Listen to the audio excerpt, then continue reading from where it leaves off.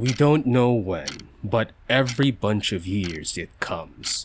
In certain societies, it was referred to as that cold. People get stuck at home, unable to work or go to school, or see loved ones in social gatherings. Nobody knew when it would be over.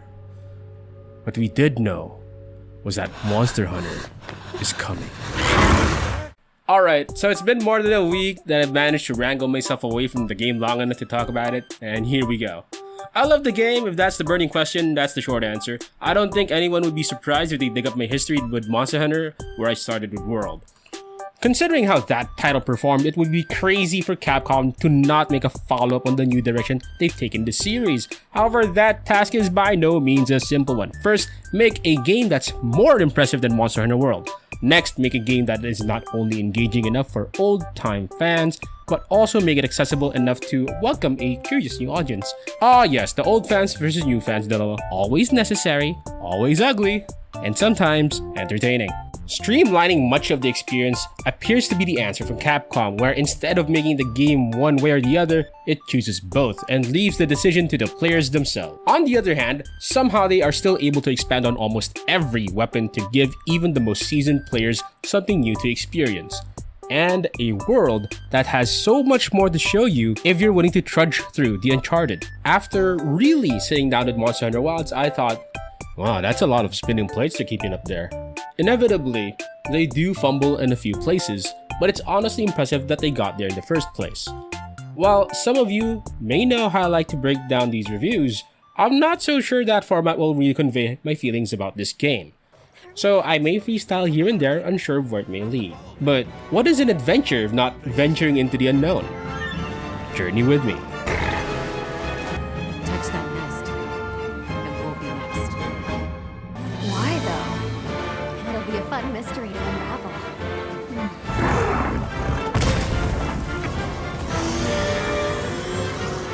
It's among the best we've made.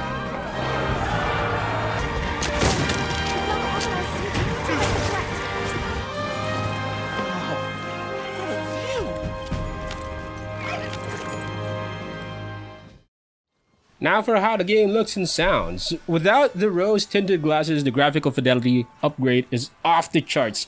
Even the ground looks naturally uneven.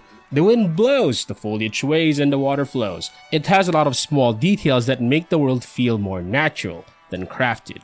The biggest change from previous games is, well, the weather.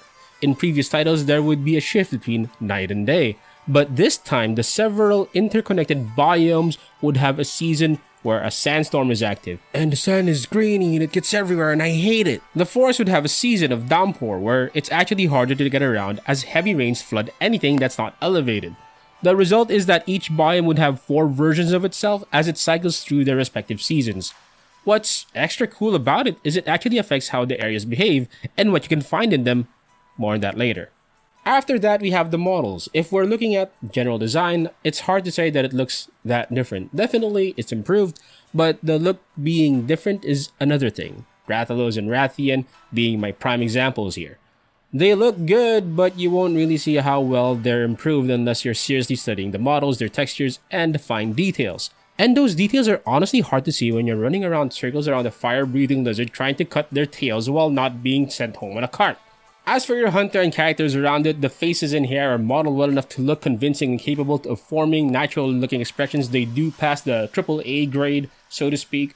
Costume design is on point for your companions. For your personal threads and weapons, they are a bit simpler by comparison, but do look distinguishable enough. Sad to say that some of the armor in particular have texture packs that look like they may belong to a previous generation. I mean, have you seen the Argvel armor?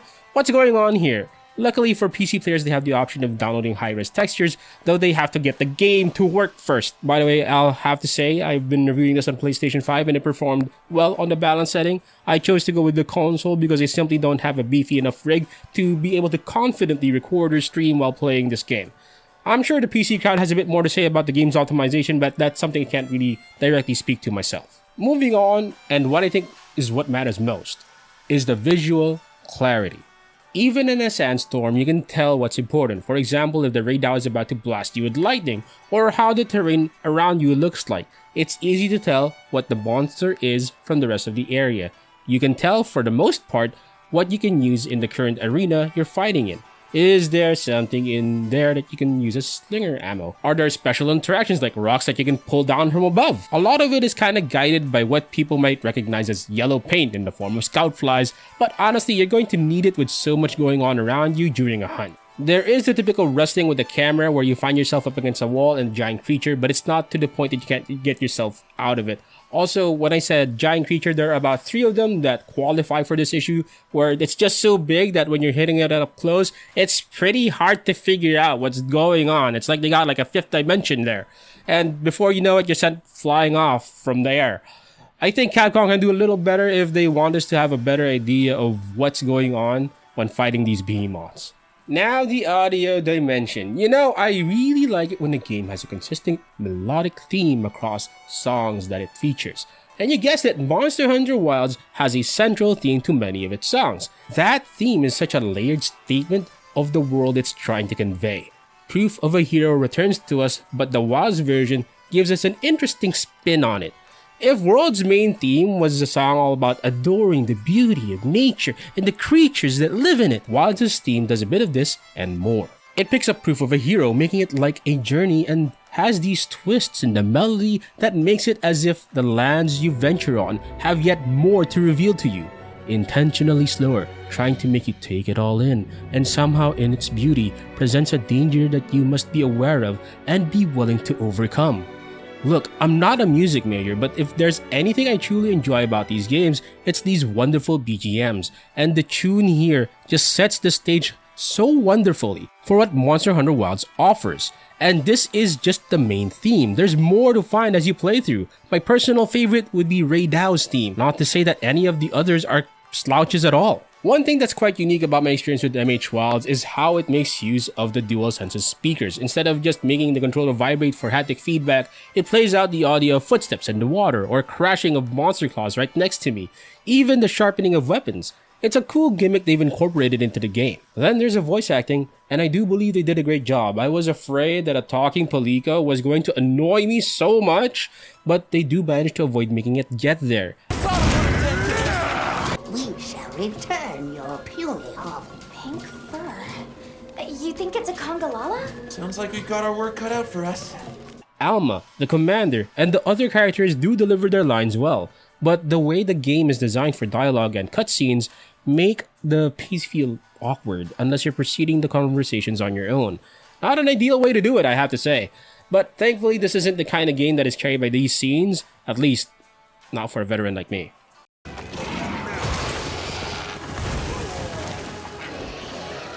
Now for all the buttons you press and how the game works. Look, there are 14 weapons, all of them have changes, and I don't play all of them. I'm not going to talk about the details here.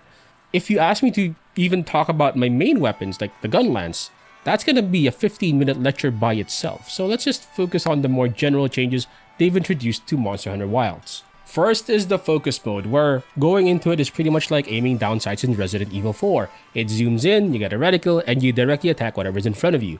This holds true even as you change the direction you're facing with the right analog stick, and this is probably the largest indirect buff that pretty much every weapon has received. Imagine winding up your greatsword or your charge blade only to have the monster you're looking at shoved in another direction for whatever reason. Previously, all a player could do is just sigh and watch their setup go to waste and try to reposition as soon as they can after. Very sad. But with a press of a button, a tilt of a stick, you can just reorient your weapon's trajectory. Back then, I would opt to have the faster weapons for more agile monsters, but since it was just annoying to get a good hit in with my usual arsenal. But no, I haven't felt the need to turn to dual blades or sword and shield through my entire 60 plus hours so far with the game. But that doesn't mean MH Wilds doesn't want you to have a second weapon. You can now, by default, carry a second weapon around, letting you have the option of having an alternative weapon if you think the one you're currently carrying isn't quite up for the job. They in fact have changed up the skill and decoration system to make this viable as well, since builds and loadouts were traditionally designed to augment one kind of weapon only. Now skills are split between two categories, weapon skills and armor skills, where in general, armor skills are for more quality of life and more universal abilities, while weapon skills are more specific. For example, you only have shield skills for weapons that have a shield. You won't find status resistance on weapons either. This makes build variants easier to approach. You can maybe put a gun lance and a charge blade together, or maybe even dual blades and a bow, as these two pairs of weapons generally need the same kind of armor skills. But you are of course more than welcome to have two long swords on you if you're into that kind of roleplay. To switch between these weapons though, you're going to have to call in your sacred and switch weapons while you're riding it. What is a sacred, you ask? It's basically your portable everything hub, an evolved version of the Palamute from Monster Hunter Rise. It can rescue you from a bad position, carry you the supplies the guild provides, serves you as your highly mobile cavalry that gets you anywhere, gets you to trip for times, helps you carry weapons, helps you build gunpla, helps you edit your videos, everything. Not to say that your cat companion is any less useful, and now that they're both here in the forms that they are, it's hard to imagine playing Monster Hunter without them. They're just so convenient to have. Now, when it comes to the monster, how you'll fight it is still the same good old hit it until it stops moving method. But it does come with an evolution of the anomaly monsters you got from Sunbreak. By hitting a certain area enough times, you'll open up a wound, and we help the monster get rid of that wound by destroying it. I know it doesn't make a lot of sense on text, but it's pretty fun. By destroying the monster wounds, you increase the chance of them being staggered and open them up for bigger attacks, as well as get bonus drops as rewards. It creates a good short-term goal within the combat loop while building up for the longer-term goal of defeating your mark. Now when you put all these new mechanics together and turn it into a pile of game, you start seeing a combat flow that has a lot less time where you're just letting the game happen. You can realign your aim to hit the monster more consistently. You can change the weapons if the situation calls for it. And now we have a faster version of breaking monster parts, making you consider more options in combat. You no longer have to be stuck in a strategy or style that you don't think is working. Hunting monsters is no longer a simple journey from point A to point B. There's always something you can do, and something you can have to decide every few seconds. The way you fight is now much more dynamic and engaging, and you can maximize what you can do at every moment. It's such a rewarding combat system, and it works like a well-oiled machine. Maybe a little too well. You see, when I'm playing the game, even with the higher level hunts, it feels like the hunts are going too fast.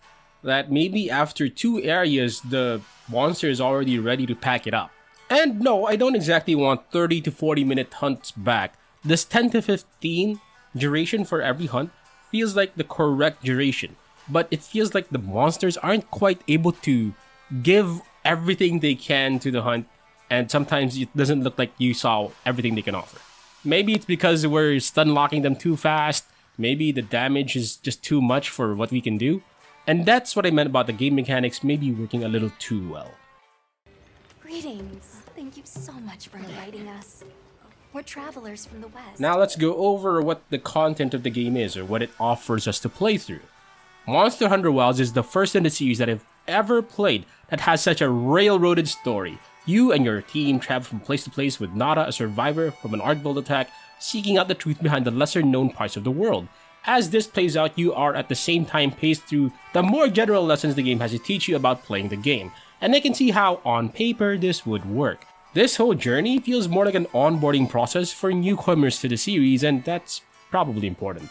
Not everyone is going to find the idea of being a monster hunter appealing on its face, and could use a good story to help them be motivated to play it, as well as see what being a hunter is about in a better light. But man, the surrogate parent or uncle to a child is a writing trope I can use less of these days, and Capcom can do a better job writing it. The pace that it essentially makes you go through in low rank feels like it's getting in the way of me enjoying the game, and I was more excited to see it over than I was to see how the story ended. Thankfully, it does get a lot better as you clear the base story. Yes, even that kid that everyone gets annoyed with finds a better role by the end. To be honest, I hope that trend does continue as the game matures and it adds new content. Monster Hunter Wilds truly opens up as you finally enter the game proper, high rank. Even the color palette of the forest changes as the weather finally clears. I found myself a bit frustrated that it took this long to see how good the biomes can actually look, honestly. But from here, you can now start farming your hunter rank and the gear you want to have. That gear will be somewhere among the 29 and soon to be 30 monsters you can hunt in the game. Each of them has a tempered version and up to 5 markers on their monster icon, indicating how strong they are. These monsters are, to be frank, mostly stronger and more capable than their world counterparts. No, I am being serious. I honestly believe that Argveld is harder than Gigante or Magdamalo, and yes, maybe the Giant Chicken is a pushover, but I do believe that this is more of how well designed all the weapons are, especially with the new functions and combinations they've been given for wilds. Better combos for dual blades, gunlance, insect glaive, reworks to each of their kits that make the flow and how all the moves come together much better.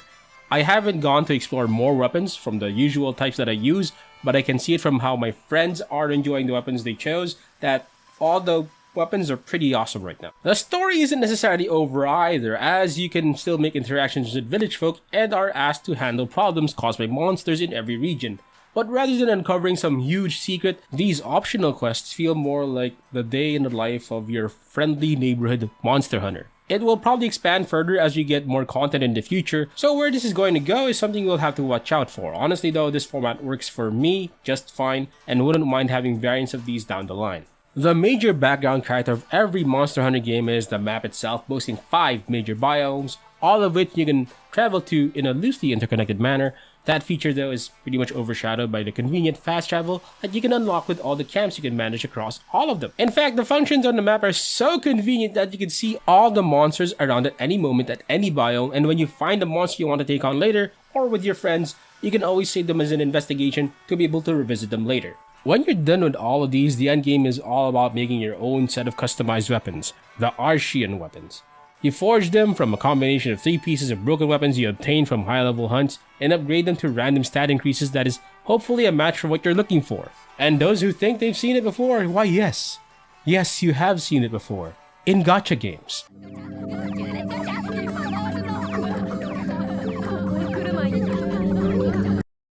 You can also attempt to grind out 3-star decorations that can be a combination of skills of what you're looking for, giving a total of 2 RNG time sinks to motivate you to farm so hard you might as well consider putting together an Argveld ranch. We got them free-range tempered Argvelds all year long, fed only the worst hunters via card, giving us the best drop rate, and all of these to be offered to the RNG gods. I know it sounds grim, but hey, fighting monsters, it's pretty fun. Why don't we stop by our tent and prepare before we go? Now for extra features. And this is where my first big complaint about Monster Hunter Wilds really leads to. Networking. And no, not the netcode. Crossplay does come with its own challenges, but when a game works, it works. I'm talking about adding friends. I'm talking about forming parties and figuring out where to look and how to get things done to set up your session with your buddies. It took us all a while to figure out what to do and how to get things rolling. I would like my gaming session to not feel like I'm signing up for a driver's license. Please.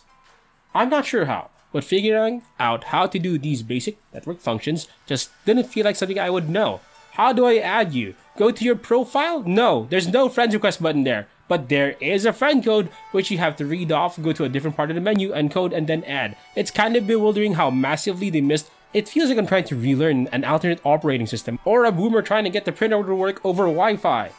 Then there's the UI they knocked out of the park. The smart healing menu, which is your default in your in-combat inventory, is amazingly handy. It immediately shows you the item you need to use to heal an appropriate amount of health or get a debuff off of you.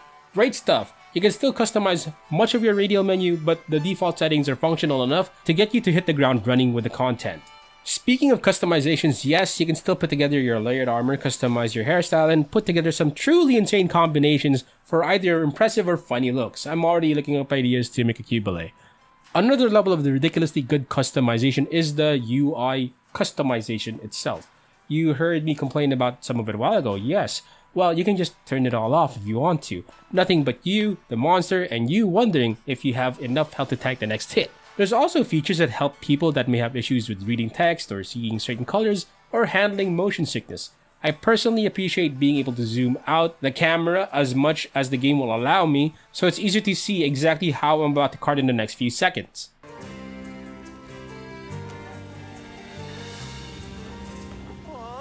And now to put it all together.